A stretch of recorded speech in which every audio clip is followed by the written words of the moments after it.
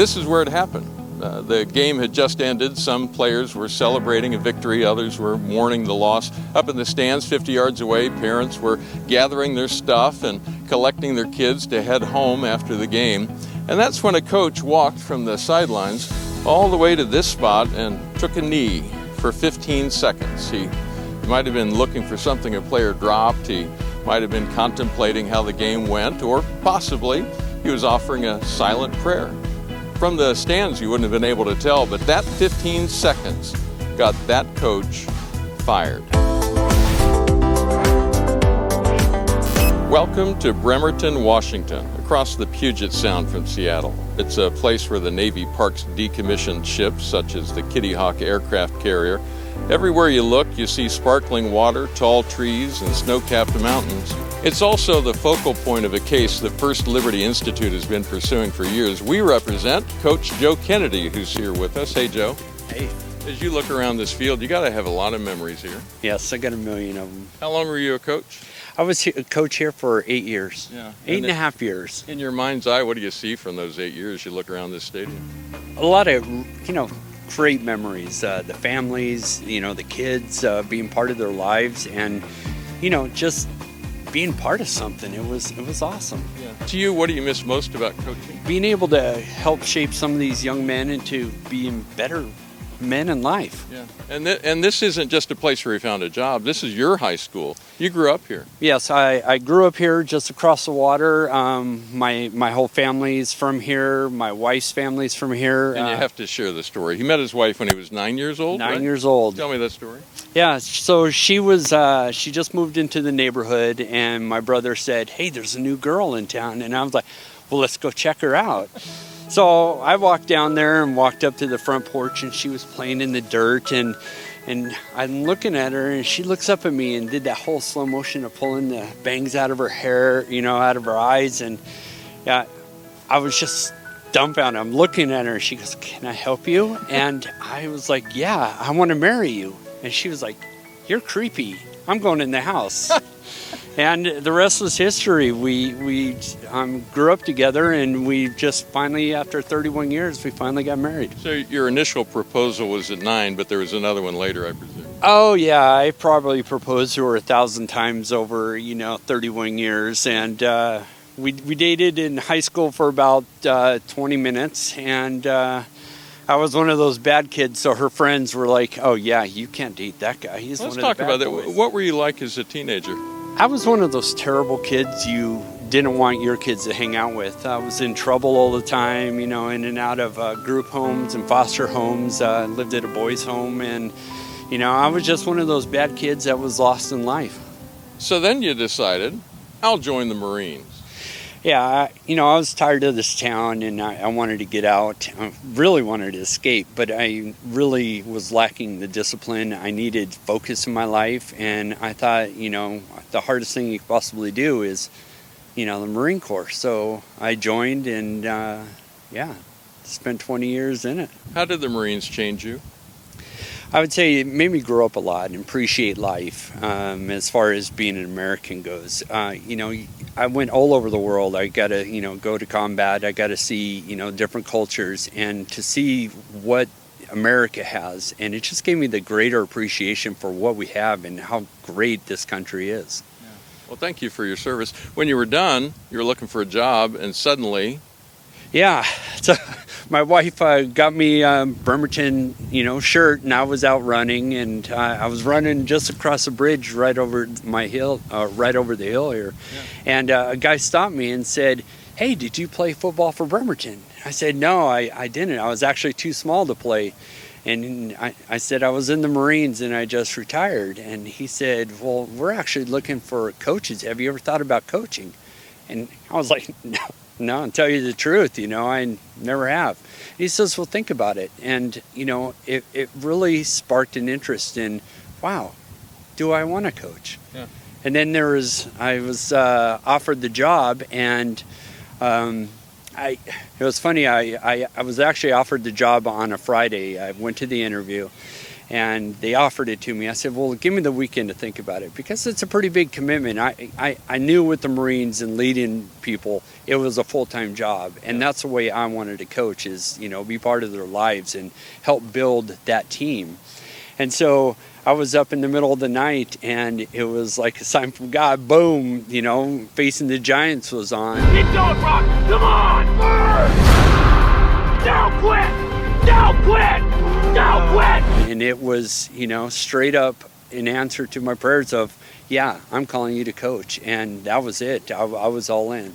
Now, you mentioned that you were interested in doing more than just teaching them the X's and O's and run here and turn left, but you wanted to build character into these boys. That was the most important thing to me. I never really wanted to focus on X's and O's. I think I went 8.5 years without knowing a single offensive play. I was a coach that didn't know anything about football, but I knew about character and team building and, you know, discipline and mental toughness, and that's what I wanted to get this team about. And because we had a bunch of brilliant coaches that had the X's and O's, we really needed somebody that would reach the kids and look at the people that were actually performing the X's and O's. How do you get the most out of them? And that was my passion. That was my joy of my life, was to actually help those guys. Can you tell me a story about one of the players in particular that you saw could have done more, and how you brought them to that extra ability? Oh yeah, we had this kid, Kyle, you know, great shaped kid, you know, muscle bound, but really soft mentally. He never finished a football game. He'd get banged up a little bit, and he would just, you know, oh, coach, I got to sit out. So the coaches didn't believe in him. But I saw the brilliance in this kid, and I was like, I got to do something to get this kid, you know, to be able to finish a game and to get the most out of him. Yeah.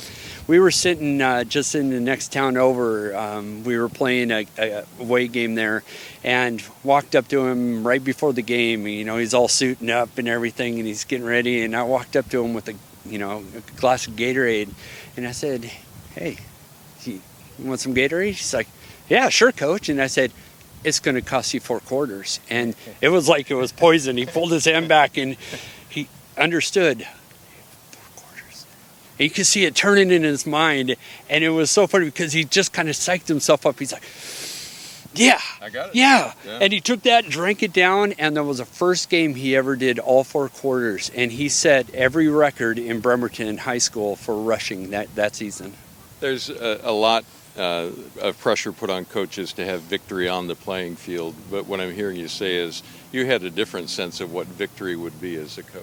Oh, absolutely. I couldn't tell you, you know, I coached for 8.5 years. I couldn't tell you any of my records with the junior varsity team. I never paid attention to what our winning and loss record was.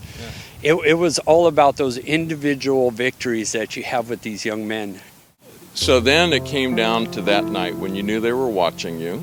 You knew that there were people who were going to see what you did. And what was going through your mind when you said, here I go. I'm going out right out there to that 50-yard line. I'm going to take a knee.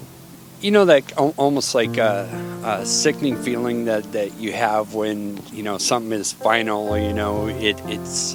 I was walking out there, and I realized that this is probably the last time I'm ever going to walk onto this field as a coach. And that's what it came down to, was that final moment. And, you know, yeah, I don't even know how to explain that, because it was, everything faded. There was nothing else. There was nobody in the stands. There was no kids around, knowing that was it. And I'm going to lose my job by doing this. So I had to have some kind of faith there that it was all going to work out. It's been 5 years now as we sit and talk here on the field. What have you missed out on these past 5 years as you look across this playing field? You know, it's funny. I look at the calendar and it says 5 years, but it's been 6, almost 7 football seasons, because it was halfway through that football season. I missed a whole lot of people's lives. I mean, I got these kids when they were freshmen, which was awesome. You get these awkward young teenagers, and then you get to see them, grow into these 250-pound men that are 6'5", and you get to be part of their life, and their heartaches and their joys and their graduations.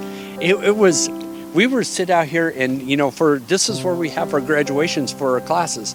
And I would walk down the hallway as they're all lined up. And I would sit there and talk to them and hug them. And we would share, with their families and, tears of joy and pain and everything. I missed everything over that. I think of about how many kids' lives I was touched by during 8 years when I coached. So 6.5 years of football seasons that I missed. How many young men have I not been able to help? And you feel almost lost, because as much as I helped them or coached them, I got the joy out of it. I felt like I was really making a difference in people's lives, and that joy is just awesome. There's no way to explain that. You're the kind of person I would want coaching my son on the football field. That's almost, it's humbling. You can't.